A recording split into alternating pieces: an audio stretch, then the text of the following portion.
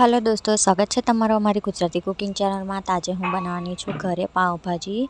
एकदम बहार लारी पर मळे एना करता पण घरे एकदम टेस्टी पावभाजी बनावानी छूँ। एना माटे फ्लावर, कोबी, शिमला मरचा, बटाका ने सारी रीतना नाना नाना कट करीने धोईने बाफी काढ्या छे।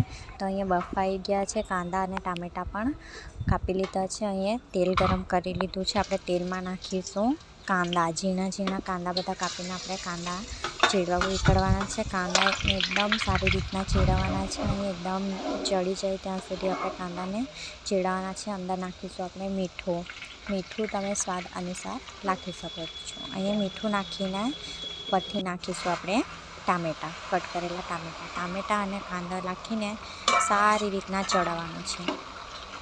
एकदम मिक्स करी देवानुं। एमां पावभाजीमां थोडुं तेल वधारे जाय छे तो सारी लागे छे। तो अहीं कांदो अने टामेटुं सारी रीतना चढ़ी गयुं छे। तो अहीं लीलो मसालो, आदु लसण मरचानी पेस्ट ताजो वाटीने नाखवानो छे। हळदर अने मरचा पाउडर नाखी सारी रीतना आपणे मिक्स करी देवानुं छे कांदा अने टामेटामां, अने पाछुं एने चढ़ाववानुं छे। एकदम सारी रीतना मिक्स करीने एने टामेटा थोड़ा एकदम चढ़ी जाए त्यां सुधी आपणे चढ़ावीशुं। तो अहींया आपणा टामेटा चढ़ीने तैयार थई गया छे। तो हवे आपणे एमां नाखीशुं ते जे मावो बनावेलो हतो एने सारी रीतना मावाने आपणे पेલું આટી કાઢવાની છે। આટાઈ ગયો માવો પછી અંદર નાખીશું માવો નાખીને પાવભાજી મસાલો નાખવાનો છે।